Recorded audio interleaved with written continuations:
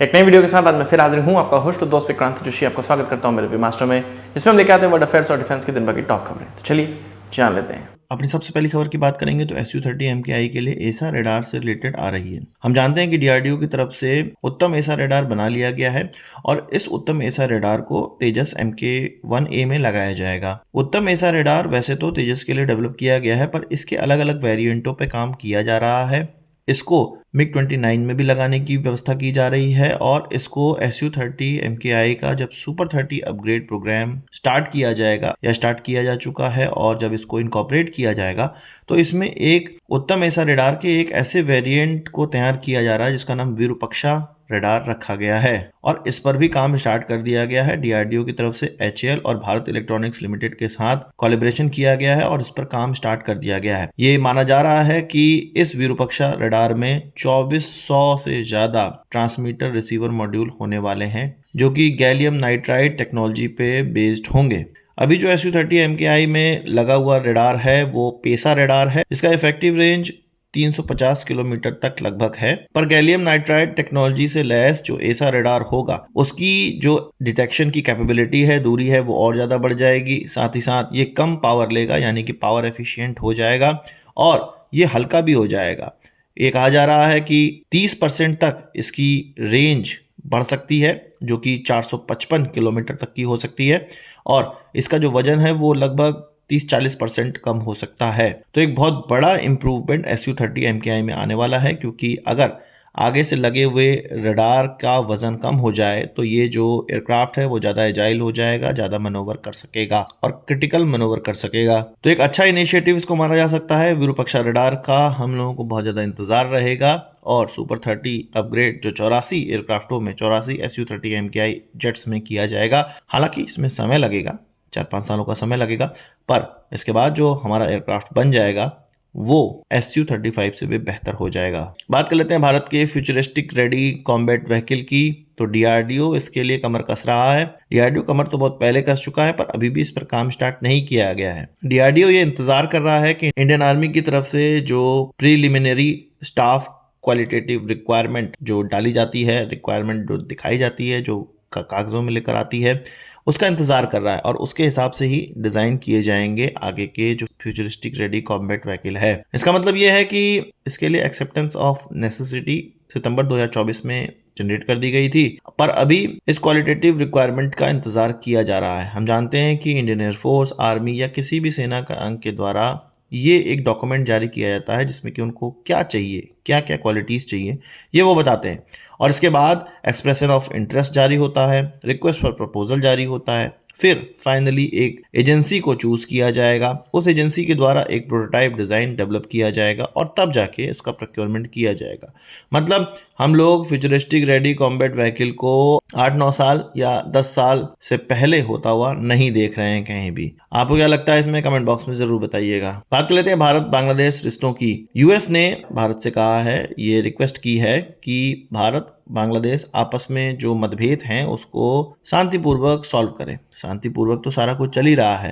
यहाँ पर यूएस की तरफ से अपनी नाक घुसाई जा रही है, बांग्लादेश के अंदर घुसाई तो गई है और फिर ज़्यादा घुसाई जा रही है।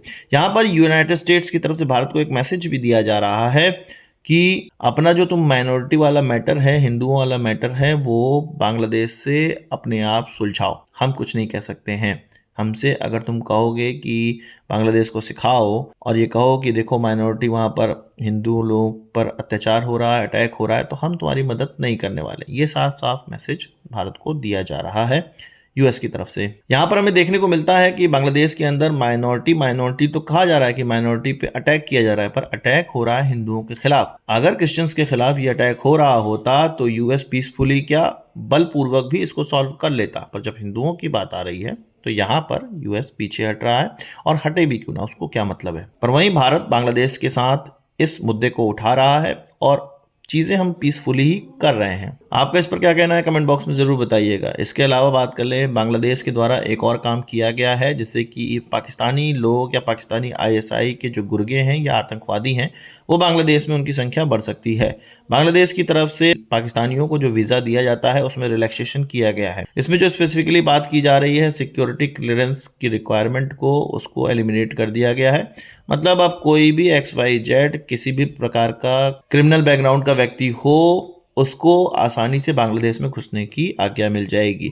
इससे आईएसआई के गुर्गे, इससे जो टेररिस्ट एक्टिविटी करने वाले हैं, नॉन स्टेट एक्टर्स हैं, वो सभी बांग्लादेश के अंदर पहुंचेंगे और जो चीज़ें पाकिस्तान से हो रही थी कश्मीर के थ्रू अब वो बांग्लादेश से होने लगेंगी, बांग्लादेशी बॉर्डर से होने लगेंगी। भारत को यहाँ पर नज़र बहुत ज़्यादा बनाए रखनी है और भारत ये सब चीज़ों पे काम भी कर रहा है। इसके अलावा बात कर लेते हैं मल्टी फंक्शनल रोबोटिक सिस्टम की, जो कि माइन क्लियरेंस के लिए अब भारत खरीदने का प्रयास करेगा या इस बारे में सोच रहा है। असल में जो माइंस होती हैं जो भारत की तरफ से लगाई जाती हैं या दुश्मन देश की तरफ से लगाई जाती हैं, जब युद्ध ख़त्म हो जाता है या वहाँ पर जो एक्टिविटी चल रही होती है जिसके लिए वो माइंस लगाई गई थी वो ख़त्म हो जाती हैं, तो इसको हटाना बहुत ज़्यादा आवश्यक है क्योंकि ये हमारे लिए खुद के लिए घातक बन जाती है। तो इसको हटाने के लिए वैसे तो माइन डिटेक्टर्स लेके इंसानों के द्वारा ही इसको डिटेक्ट किया जाता है। इसके अलावा कुछ ऐसे टैंक्स के वेरिएंट होते हैं जिनके आगे माइन को हटाने के लिए कुल हल जैसी चीज़ें लगी होती हैं और इनके द्वारा ही हटाया जाता है। पर अब रोबोटिक सिस्टम को, और जो कि रिमोटली कंट्रोल हो सके, ऐसे रोबोटिक सिस्टम को भारत के अंदर इंट्रोड्यूस किया जाएगा, इंडियन आर्मी में इंट्रोड्यूस किया जाएगा। ये मेक इन इंडिया के इनिशिएटिव के तहत बनाया जाएगा और साथ ही साथ इसमें AI का इस्तेमाल भी किया जाएगा जिससे कि बहुत सुरक्षित दूरी से और बहुत सुरक्षा के साथ माइंस को हटाया जा सकता है। इसमें समय लगेगा, इस प्रोक्योरमेंट में समय लगेगा, पर इस तरफ भारत अब सोचने लगा है। बात कर लेते हैं यूरोपियन यूनियन की। भारत को यूरोपियन यूनियन ने ऐसे कुछ डॉक्यूमेंट दिए हैं जिसमें कि बताया गया है कि कुछ भारतीय कंपनियां या भारतीय इंडिविजुअल्स रशिया को ऐसी चीज़ें ट्रांसफ़र कर रहे हैं, ऐसे गुड्स दे रहे हैं जो कि रशिया के लिए हाई प्रायोरिटी गुड्स है। असल में EU की तरफ से एक सैंक्शंस लगाया गया है रशिया पे जिससे कि रशिया को ऐसे इलेक्ट्रॉनिक सामान या ऐसे टूल जो कि उनके युद्ध में मदद कर सकते हैं ये देने पर रोक लगाई गई है। भारत की तरफ से ये सारी चीज़ें रशिया को पहुंचाई जा रही हैं। EU की कहा है कि भाई ये लोग हैं जो कि इस चीज़ों को पहुंचा रहे हैं। जो यूरोपियन यूनियन है और G7 है उनकी तरफ से ये जो सैंक्शन लगाया गया था रशिया पे वो इसलिए लगाया गया था कि अगर रशिया को कोई सामान मिल भी जाए तो वो 3-4 गुने महंगे दाम पर मिले, या तो पहले मिले ही ना और मिल भी जाए तो 3-4 गुने दाम पर मिले। अब इस तरह की चीज़ें उनको मिल तो रही हैं पर महंगी मिल रही हैं जिससे वो काफ़ी खुश तो हैं, पर इस चीज़ को बंद करवाने का भी वो सोच रहे हैं और भारत के सामने उन्होंने लिस्ट दी है और भारत को ये सबूत दिए हैं कि भारत की तरफ से भी ये सब चीज़ें की जा रही। भारत पे डिपेंड करता है कि भारत इसको माने या ना माने, क्योंकि हमारे यहाँ जो नियम बनाया गया है अगर UN किसी चीज़ को बैन करती है या सैंक्शंस लगाती है तब हम उसको मानते हैं, नहीं तो मानना नहीं मानना हमारे कंसेंट पे है। अब मेरा तो यहाँ पर ये कहना है कि जब बहती गंगा में सभी हाथ धो रहे हैं और यूरोपियन यूनियन या G7 जो देश हैं वो कोई दूध के धुले हुए लोग हैं नहीं, तो भारतीय कंपनियों को अगर इससे बेनिफिट हो रहा है, अगर भारत को इससे बेनिफिट हो रहा है तो यहाँ पर हमें अपना काम करते रहना चाहिए। युद्ध ऐसा नहीं है कि अगर भारत सामान सप्लाई नहीं करेगा तो ये युद्ध रुक जाएगा, ऐसा तो है नहीं। तो जितने समय युद्ध चल रहा है पैसे की कमाई हो रही है अगर भारत को, तो करते रहना चाहिए। आपका इस पर क्या कहना है कमेंट बॉक्स में जरूर बताइएगा। आज की इस वीडियो के लिए बस इतना ही। आशा करता हूँ वीडियो पसंद आया होगा, आपको एक बड़ा जरूर देंगे। इस वीडियो संबंधी सवाल सुझाव हो कमेंट बॉक्स में जरूर लाइएगा और यदि आपने हमारे चैनल सब्सक्राइब नहीं किया उसे भी कर लीजिए क्योंकि हम इस प्रकार की वीडियो लाते रहते हैं। नमस्कार, थैंक यू, जय हिंद।